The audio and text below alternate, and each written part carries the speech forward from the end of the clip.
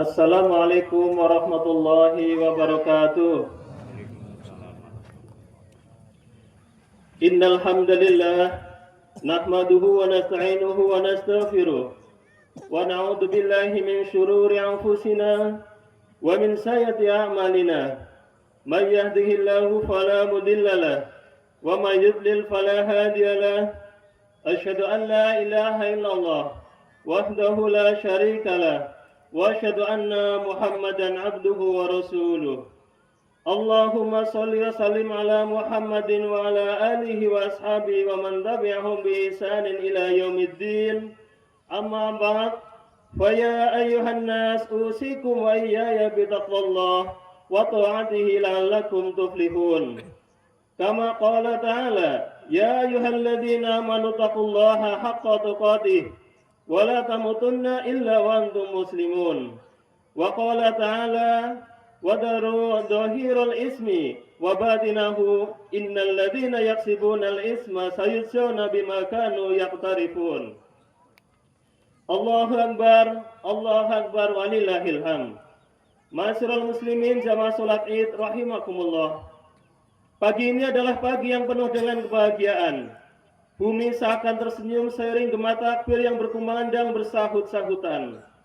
Pagi ini kita memakai pakaian terbaik yang kita miliki, menyantap hidangan lezat yang mampu kita sajikan, serta saling bermaaf-maafan di antara satu dengan yang lain. Kita menyebut hari ini sebagai hari kemenangan. Namun izinkan kami mengajak Bapak Ibu semuanya dan saudara sekalian untuk merenung sejenak di tengah kegembiraan ini. Sebuah perenungan jujur tentang makna kemenangan. Kemenangan yang sesungguhnya. Apakah kemenangan ini karena kita telah berhasil menahan lapar dan haus selama 1 bulan lamanya? Ataukah kemenangan karena berbagai kesenangan yang kita rasakan hari ini? Jika kemenangan hanya diukur dari baju baru, maka orang yang tidak berpuasa pun bisa membelinya. Jika kemenangan hanya diukur dari berbagai hidangan yang lezat dan tersaji, maka orang yang ingkar kepada Allah pun ia dapat mengusahakannya. Kemenangan sejati bagi seorang mukmin memiliki standar yang jauh lebih tinggi. Allahu akbar walillahil hamd. Ramadan adalah bengkel rohani. Selama sebulan lamanya kita dididik untuk menahan diri. Namun seringkali kita salah paham, di mana mengira puasa hanya menahan nafsu di siang hari dan menahan diri dari dosa di tempat ramai, sehingga terdapat di sebagian di antara kita yang sukses menahan dosa di depan orang banyak, malu makan di siang hari saat Ramadan karena dilihat tetangga, rajin ke masjid karena malu jika absen tarawih, menjaga lisan dari kata kotor karena sedang berkumpul dengan keluarga atau orang banyak. Pertanyaannya adalah, bagaimana perilaku kita saat sendirian?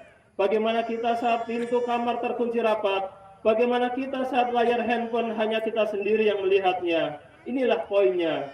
Kemenangan sejati bukanlah kemampuan untuk menyembunyikan dosa agar terlihat soleh di mata manusia. Kemenangan sejati adalah kemampuan untuk meninggalkan dosa, baik saat ramai maupun saat sunyi. Karena sadar Allah selalu mengawasi.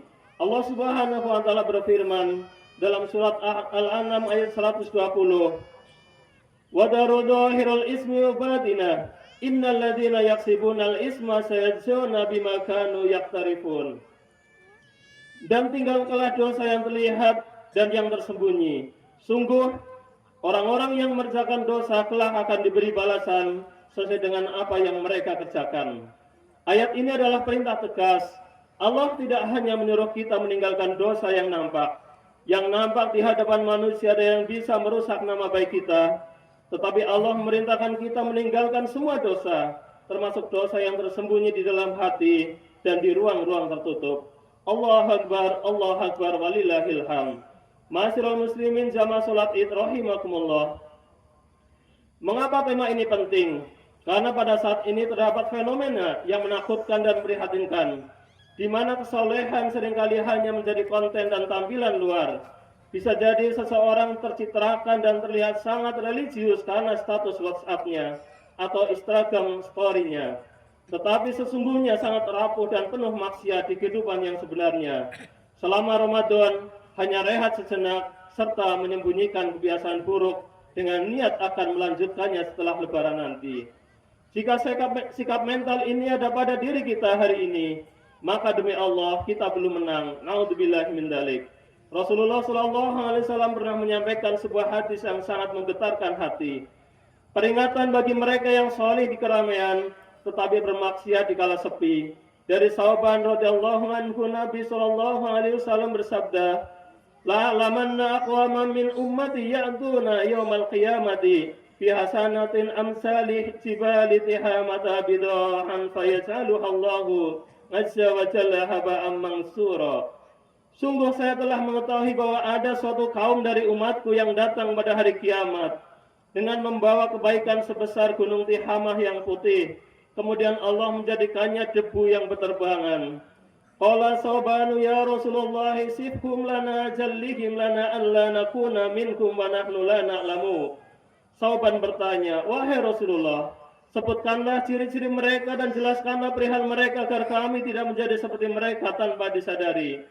Rasulullah pun menjawab, ama innahum ikhwanukum wa min jildatikum wa ya'khuduna minal laili kama ta'khudun walakinnahum aqwamun idza khala bi maharimillahi takawhuha. Adapun mereka adalah saudara-saudara kalian dari golongan kalian dan mereka sholat malam sebagaimana kalian sholat malam. Akan tetapi mereka adalah kaum yang jika bersendirian mereka menerjang hal yang diharamkan Allah. Hadis riwayat Ibnu Majah. Hadirin jamaah salat rahimakumullah. Bayangkan pahala sebesar gunung hancur lebur menjadi debu. Kenapa? Karena mereka bermain muka di depan manusia. Mereka seperti malaikat di saat sendirian. Mereka menantang Allah dengan maksiat. Allahu Akbar walillahil hamd. Maka di momen Idul Fitri ini mari kita bangun tekad untuk meraih kemenangan sejati. Bagaimana caranya agar kita bisa meninggalkan dosa, bukan sekedar menyembunyikannya. Yang pertama, tanamkan muraqabatullah, merasa diawasi Allah. Kunci puasa ialah merasa diawasi. Kita menahan diri dari makan minum meski sendirian dan tidak ada yang melihatnya. Karena kita tahu bahwa Allah senantiasa melihat serta mengawasi kita. Kita bawa perasaan ini di keluar Ramadan saat tangan ingin menulis komentar jahat di media sosial, saat mata ingin melihat gambar yang haram, dan saat berbagai kemaksiatan mungkin saja terlintas untuk dilakukan. Kita langsung ingat bahwa Allah selalu melihat dan mengawasi. Sebagaimana firman-Nya, alam ya'lam bi'annallaha yara. Tidakkah dia mengetahui bahwa sesungguhnya Allah melihat? Quran surat Al-Alaq ayat 14. Ayat ini menanamkan kesadaran tentang inti iman, di mana Allah senantiasa melihat setiap gerak, baik saat sendirian maupun di tengah manusia. Di dalam sebuah hadis, Rasulullah Shallallahu Alaihi Wasallam bersabda tentang lisan, di mana ihsan adalah anta budallaha ka'annaka tarah, fa illam takun tarahu fa innahu yaraka. Engkau beribadah kepada Allah seakan-akan engkau melihatnya. Jika engkau tidak melihatnya, maka sesungguhnya Dia melihatmu. Hadis riwayat Bukhari dan Muslim. Inilah hakikat muraqabah. Iman bukan sekedar percaya Allah itu ada, tetapi sadar Allah senantiasa melihat serta mengawasi. Jamaah salat Id rahimakumullah. Lalu yang kedua, berhenti menjadi hamba Ramadan. Sebagian ulama salaf berkata, celakalah kaum yang tidak mengenal Allah kecuali di bulan suci Ramadan. Jadilah hamba Allah yang robbani, bukan hamba musiman yang ramadhani. Tuhan kita di bulan Syawal adalah Tuhan yang sama di bulan Ramadan. Jika di bulan Ramadan zina itu haram, di bulan Syawal juga tetap haram.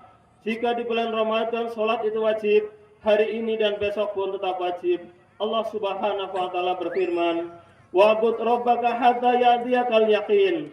Sembahlah Tuhanmu sampai datang kepadamu kematian. Quran surat Al-Hijr ayat 99. Ayat ini menegaskan bahwa ketaatan tidak dibatasi musim, tapi berlangsung sepanjang hayat. Lalu yang ketiga, putus akses maksiat secara total. Jika kita ingin berhenti, jangan setengah-setengah. Meninggalkan berarti membuang secara keseluruhan. Jika dosa kita ada pada pergaulan teman yang buruk, tinggalkan lingkaran pertemanan itu. Jika dosa kita ada pada aplikasi di handphone, hapus aplikasinya. Jangan sisakan celah, karena setan itu akan masuk lewat celah sekecil apapun yang kita simpan. Rasulullah Shallallahu Alaihi Wasallam bersabda, Inna syaitana yajri min abni Adam majrad dami.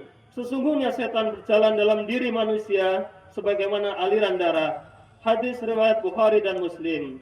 Maka selama masih ada celah, setan akan selalu menemukan jalannya. Lalu yang keempat, jangan remehkan dosa kecil.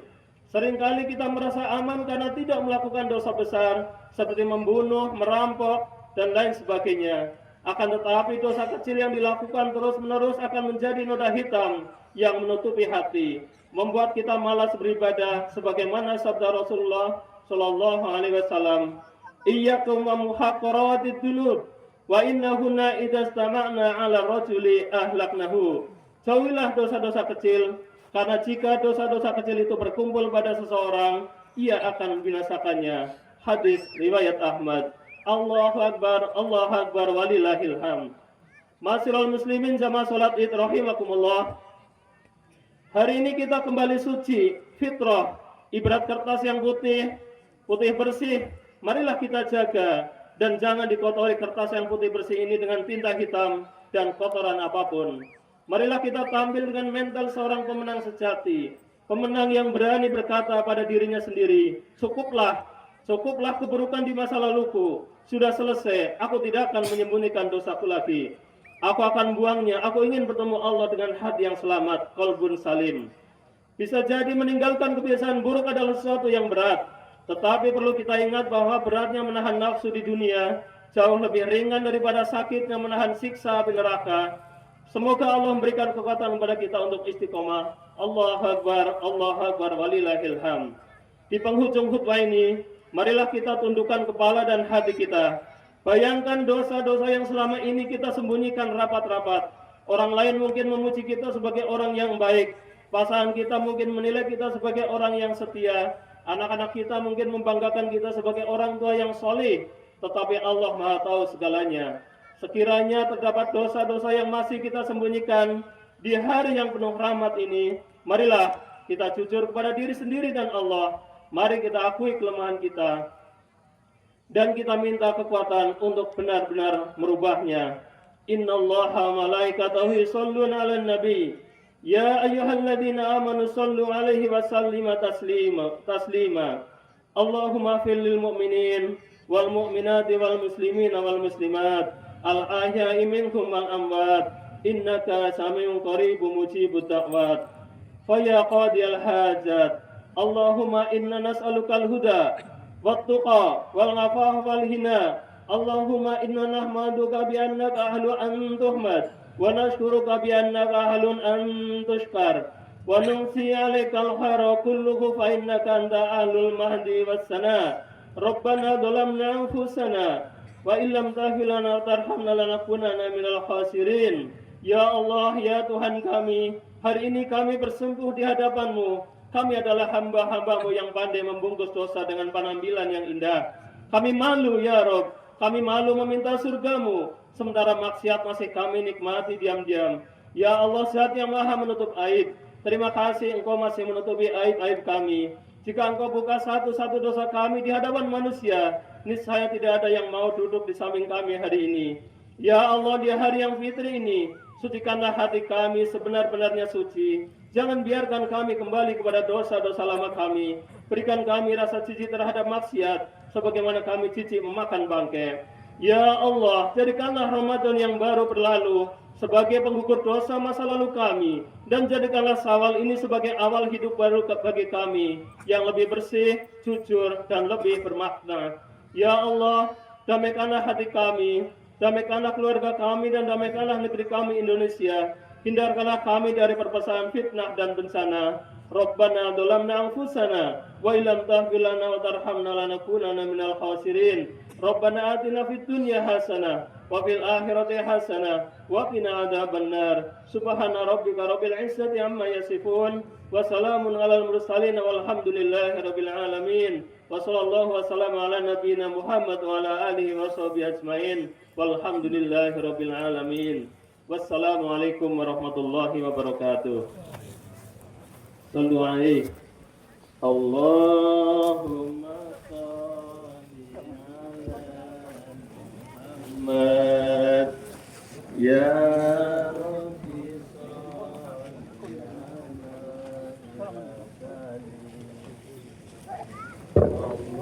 Allahumma salli ala